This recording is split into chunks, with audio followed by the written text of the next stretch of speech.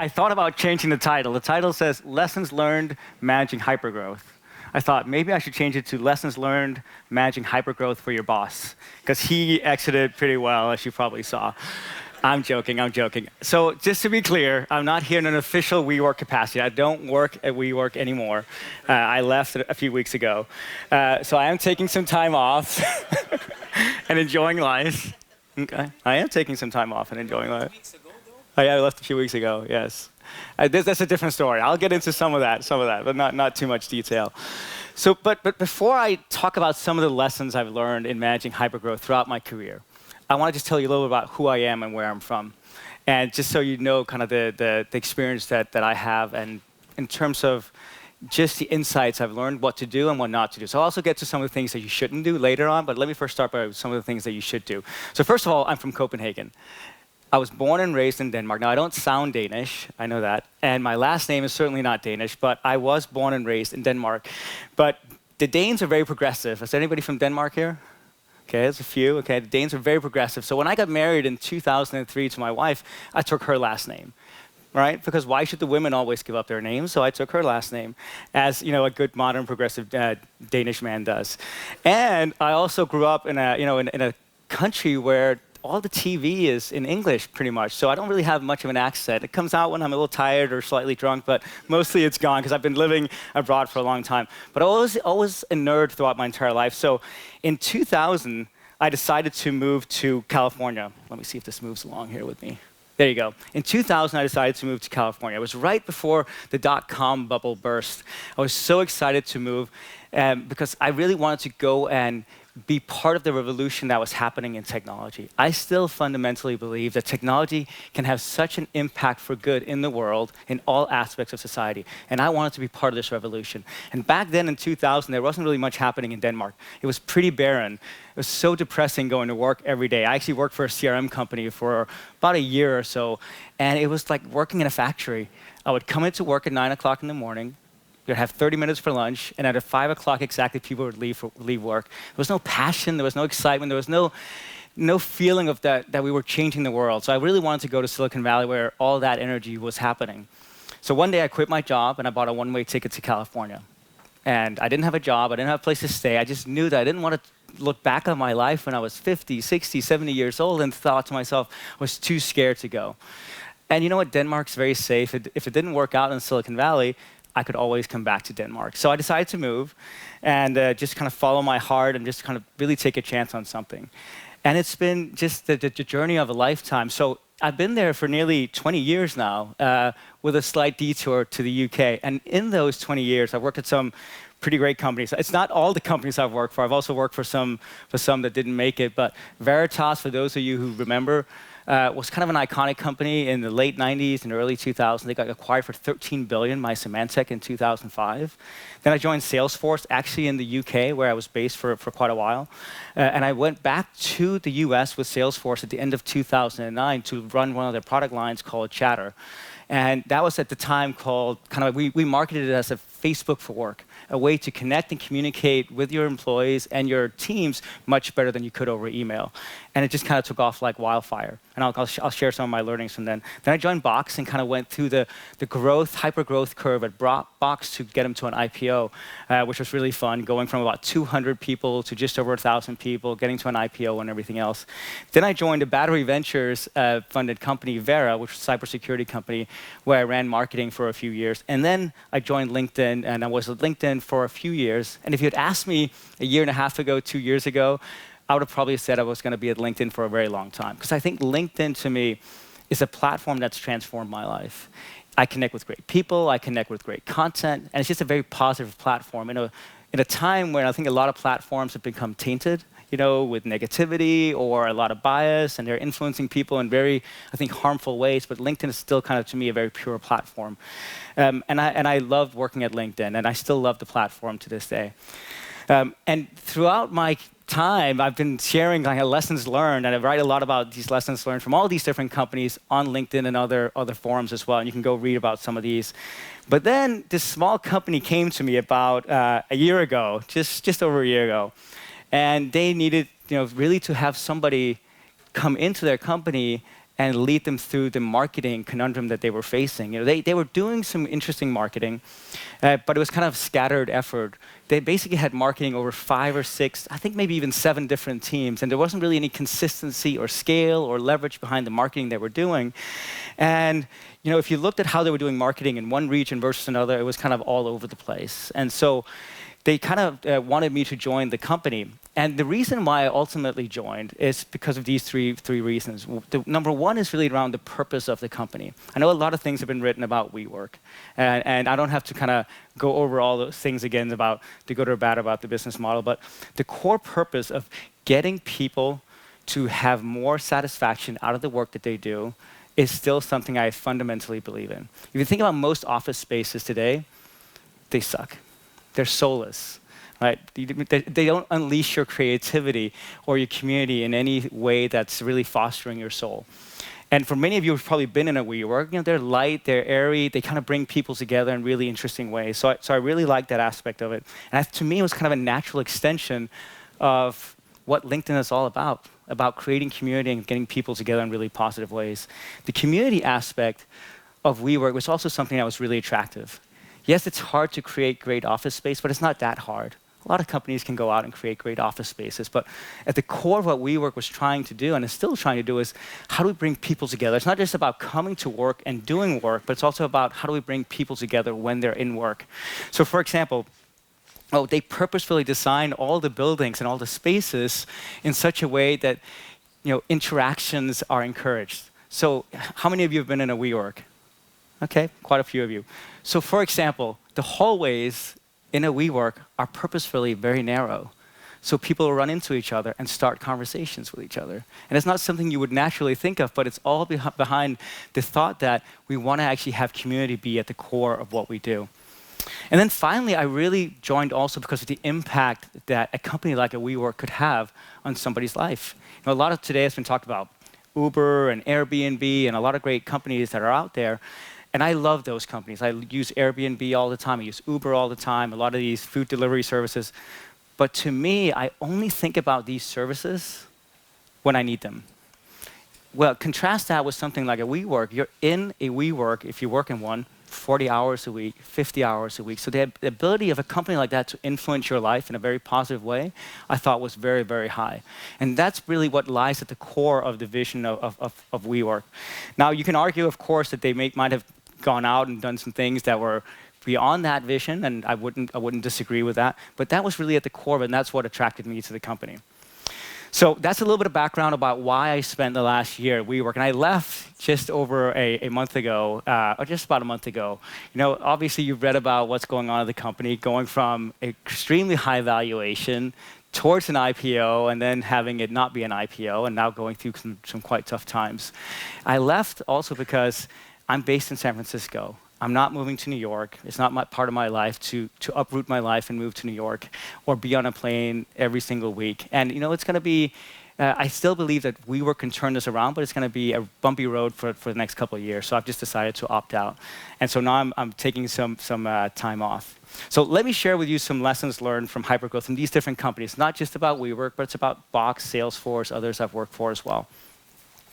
So number one is this notion of crazy ideas. I always believe that the biggest opportunities for impact come from the craziest ideas. And I always tell my team, when they come and present ideas to me, if it doesn't make me feel uncomfortable, if it doesn't make me squirm a little bit, it's probably not big enough. It's probably not revolutionary enough. It probably means that other people are thinking about these similar ideas as well. And so here's an example of an idea that we had back at Box. This is back in 2011. Box was in a really vicious battle with Dropbox.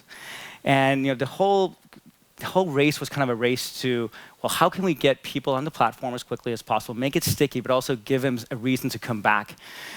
But a lot of the equity was in the storage space. And back then you were getting a gigabyte for free, maybe 2 gigabytes and so on. And so we had this radical idea that said, okay, well, what if we gave 50 gigabytes for free, not just for a month or a year, but for life, to anybody who signed up in this very short period of time. And when we first started floating that idea internally in the company, a lot of people thought, this is stupid, or it can't be done, or there's no way that we can scale our service to meet the demands for something like that. There were so many reasons that came up all the time for why it couldn't be done, that it started making us think that we're probably onto something, and maybe we should push a little bit harder. Because the epic ideas that you have in a company are not going to be easy. If they're easy, everybody would be doing them. So over a period of time, we started working on this idea, and finally we launched it, and we launched it in such a way that was really, we launched it with a big press push. We launched it certainly with some advertising online and so on, but it was really around how do we create a momentum around this in a very short period of time. And so we only offered it for also a very short period of time because we wanted to create some urgency around this offer. And it sounds now trivial, 50 gigabytes for life for free in 2019 doesn't sound like a big deal, but back then it was a big deal. That's a lot of we thought about the costs it would have for us, the implications, the speed implications. What about the experience for other users who were paying or actually happy with it? All these downstream effects. But we went for it, and so we went all out. And in 1 week, we had over 1 million individual subscribers sign up because word of mouth just started spreading. And my whole point is, this was something I think it would have been very easy to shut down because it would have been too much of an engineering effort to scale our service to meet global demand. It would have been too costly. It might have been, it might have failed. What about our paying? All these things, right? But sometimes the biggest impact certainly comes for your crazy idea. So when you have that and it makes you feel a little bit uncomfortable, somebody comes to you with a great idea, you should probably start listening to it a little bit more. The second thing I've learned in my career really comes from Salesforce. And so in 2009, at Dreamforce, which is one of the largest tech conferences in the world, it's actually happening right now in San Francisco with about 200,000 people, which is a little bit mind-blowing. But back then in 2009, I think it was probably about 20,000 people, so it was much smaller. But we launched something called Chatter. And Chatter, we marketed it as a Facebook for work. Facebook was just taking off. I think they just hit a few 100 million users. And the notion that, communication at work was so broken, why couldn't we have a Facebook inside the company, just like you have outside the company, that you can connect to your coworkers, your colleagues, and you can share knowledge, you can find things that you couldn't find otherwise, and so on. Because email we just saw as a broken tool. But we also knew that if you want something to stick, you really have to repeat it over and over again. I think there's a big sentiment in the tech world that if you get an article in TechCrunch or in Recode or maybe even New York Times or Wall Street Journal and so on, that you've made it. But people's attention span is so short.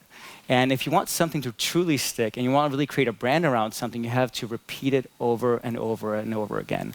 So we went into this mode at Salesforce when we were launching this product of relaunching every 6 weeks. It was a super exhausting effort for the whole team, and it required a lot of resources and it required just a lot of hard work. But the end result was that after about 1.5 to 2 years, it was the product that had the highest adoption of any Salesforce product we'd ever launched. It also meant that our stock price more than doubled, because at that point in time, nobody really wanted to write about CRM. Nobody cared about CRM that much. It's not that exciting of a product category. But the social aspect of Chatter combined with the CRM system made it very interesting suddenly. Suddenly, if you had your CRM system be very social, that became really interesting to people. But the whole point of this here is that this notion of just repeating something over and over again. I think a lot of teams, they will do a lightning strike and do a big event, a big press push and so on, and then they'll kind of get back to normality. But in order for something to truly stick, you have to really push for it for, I would say, at least a year, maybe 18 months to 2 years. And if you're trying to create a category around something brand new, which I think there's a lot of merit in doing, oftentimes it's more like 2 to 3 years. So you just got to map out what that looks like over a period of time. If you just do it once, I can guarantee you might have that sugar rush that you see from a big launch where everybody feels good and they high-five each other, but it very rarely sticks. Number 3 is around clarity. This is a Wework example. So very early on, this is from 2009, the founders of Wework had a lot of clarity around what they wanted to create. It was never just about office space. It was about how do we put the human being at the center of our vision and then create an ecosystem around that. We don't just want to be an office space provider like a Regis and like everybody else that's out there. And so they'd already, back then, 10 years ago, had the clarity of vision that this had to be much bigger than that. Yes, we can start in something that desperately needs overhauling and desperately needs a revolution, because most offices, as I said earlier, are soulless and they suck. And most companies and most employees are not happy with what they have today. And it's, and so they started with the office space area. And of course, you've just seen how that has grown. And no matter how you slice and dice what is happening to Wework today, it's still one of the top 5 fastest growing companies in terms of revenue of all time. And certainly in terms of the impact that they've had around the world. I mean, there's over 600 of locations of them. And I still believe that they've changed the future of work forever for companies. I spent a lot of my time at Wework speaking to customers, and they would always just rave about how much of a difference it's made in bringing culture and community to the teams that they have. HSBC is one of the largest customers that Wework has, and they hired an independent firm to come in and do a study of their employees' happiness and productivity in a Wework versus a non-Wework office, and it was twice as high in a Wework. So I'm not saying that this is going to be the future for everyone, but I'm saying that no matter how you look at it, I think they've changed the future of work forever, because we all now expect something different from our work. Whether or not it's going to be Wework or a different player in the market, but the future of work has changed. And it's because I think they had the clarity of vision that, yes, we want to change the future of work for people, but we also want it to be more and more meaningful than just work. But clarity is also important to keep espousing and keep telling that inside your company, especially if you're going through growth, especially if you're going through hypergrowth. Sometimes that clarity gets lost. And so, as you get new people joining the company, the ability to tell that story succinctly, especially with your employees who are your best ambassadors, becomes absolutely critical. So repeating that internally is as important, if not more important, than repeating it externally. I always think, Richard Branson said it really well. He always said, of course customers are important, but our employees are even more important. And driving the clarity of what we're trying to do is the most important thing we can do. And you might just take it for granted that, people in your company know this, but you have to repeat it over and over and over again. Which leads me to another point around, speed over perfection. This is another Wework example from the very early days, and this has actually been covered in Fast Company. I don't know if you've seen it, but in the very early days, this is also in 2009, 10, they actually created a vision board of what the future could look like. A lot of crazy ideas out there, and a lot of them obviously have not come true, and a lot of them probably shouldn't come true. But there's a lot of interesting ideas of how big this could be. And so I think, I've been in a lot of companies where this notion of always trying to get as much data as you can is the most important thing before you make any decision. And I think if you're an entrepreneur and you're in the early stages and you're trying to just really make a big impact, I think speed is more important than perfection. And I've seen it so many times, especially as companies have gotten bigger and bigger and bigger, that the over-reliance on data hides actually an inability to take action. I saw it, one of the most recent examples was at LinkedIn, which I think, again, is a phenomenal company, but they had such an over-reliance on being a data-driven culture that I think sometimes that trumped actually just taking action. Sometimes it would take us 6 to 12 months debating something and trying to get the right data, even though we kind of knew what we had to do, just to have the comfort that we could move ahead. And sometimes you just have to trust that, we're not going to have all the data, so the longer we wait, we're just prolonging the inevitable. So I firmly believe, especially in the early days, speed is more important than perfection. But I also want to come back to a different point. So, I showed this just 2 slides ago around clarity is key, but keeping focus is also key. And this is why I think it's come back to actually bite Wework in the ass quite a bit now, as you've seen in the news, is yes, it's really important that you have an incredible vision for your company. And your vision should be expansive, and it should be inspiring, and it should be huge, and to go and really change the world in ways that we never thought possible. But you should also start somewhere. And I think Wework started with the notion of changing office space for everyone. And that's a really strong vision, making people's lives better at work. And I think one of the reasons why they're facing the situation that they are today is because they started getting too aggressive with other areas too quickly. There's nothing wrong with investing in new areas of opportunity and new side projects and so on. But once you've proven that the core model works, think about Google and think about Facebook and so on. They're investing in all kinds of crazy things because they've proven that their core model works. So they have a core model that is throwing off a lot of cash, which now gives them the freedom to go and invest in new things. And so, I think one of the things that I've seen from other companies is when they try to do too many things too early and they haven't proven that the core model works. I still think that the core model of Wework could work, but they've gotten nearly too aggressive. That's why you're seeing them sell off businesses and do things that they maybe should not have been doing in the first place.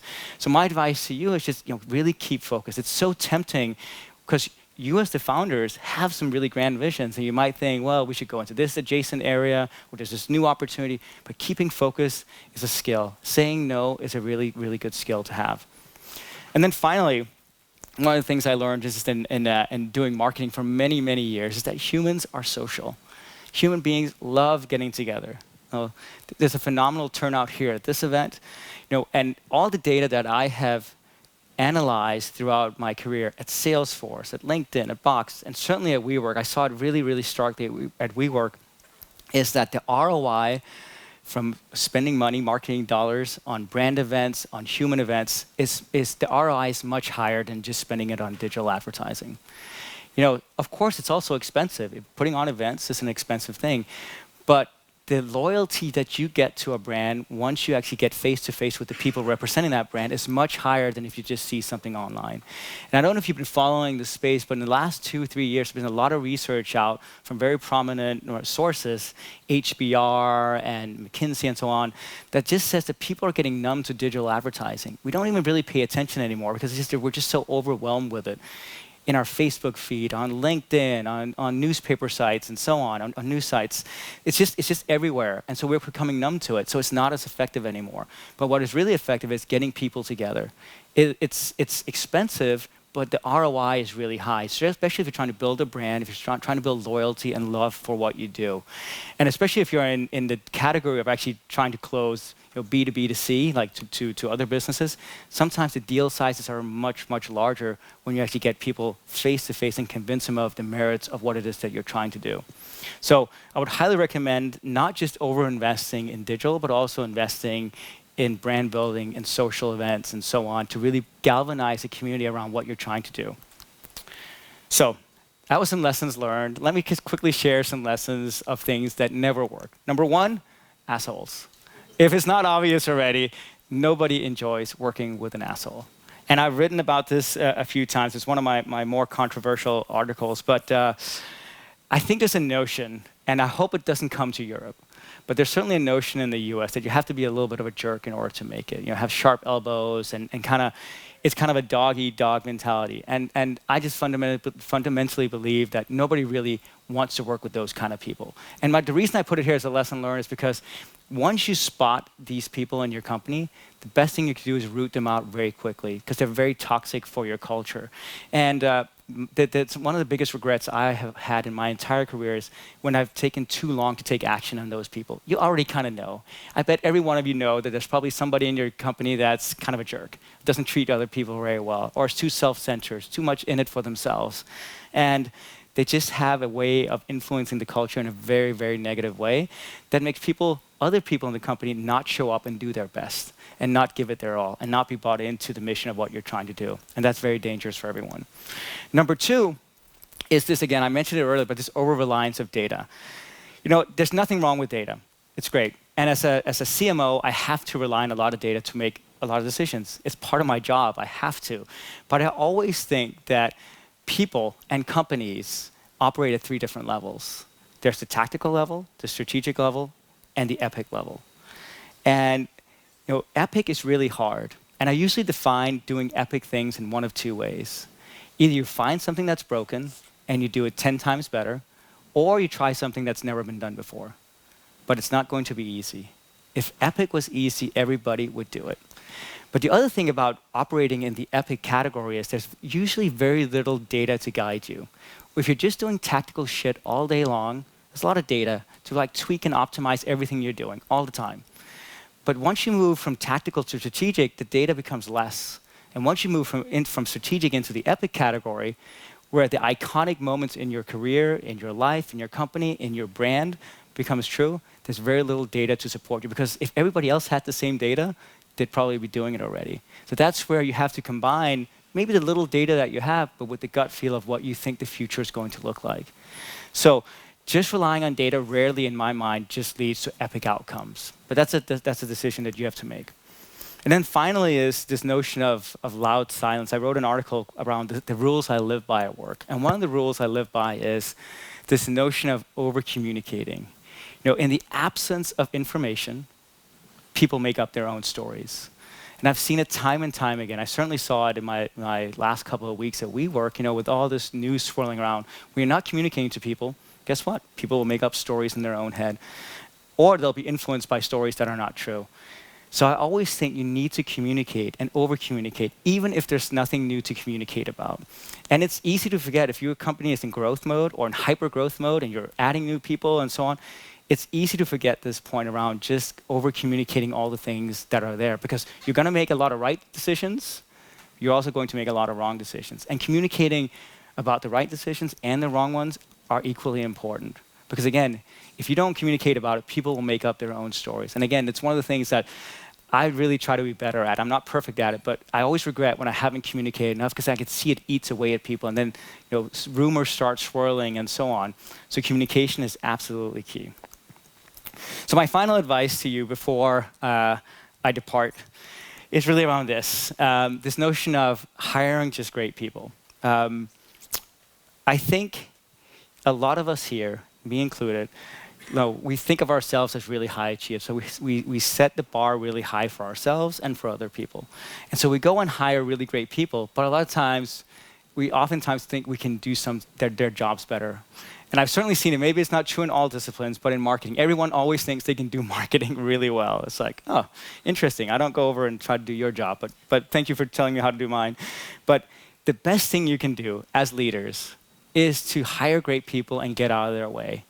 And hire for aptitude and hunger. And if you find somebody who's really great, hire those people and get out of their way. Don't try to get in their way and micromanage them. And it's easier said than done, especially in the early days. When I joined Roger's company, he's on the board of this company, very small. It was like 10 employees.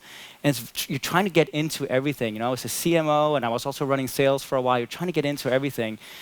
But the best is you can really hire great people and just let them do their job.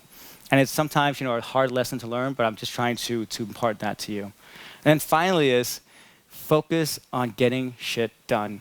I can't tell you how many times I get to Friday night and I felt like I had such a busy week, but I have no idea what I achieved, because all I did was tactical work, answering emails, replying to urgent Slack messages, and so on. You have to give yourself time and set aside time to get shit done. It's the worst feeling, and we're all trying to make an impact. So if you only end the week by focusing on tactical stuff, you're never going to do anything great. You have to set aside time to do strategic and epic work. It doesn't happen automatically. If you don't set aside time to do it, other people will fill that time. So I always tell my team, spend 20% of your time on tactical things, 60% on strategic things, and give yourself time to focus on the epic things. Because if you don't give yourself time, they're never going to happen. It's not like it's just going to happen automatically. So get shit done. Put time aside on your calendar to get shit done. That's the best way to actually making something epic happen. And that's my final words of advice to you. Go out there, do something epic, take some chances. You won't regret it. Trust me. Thank you.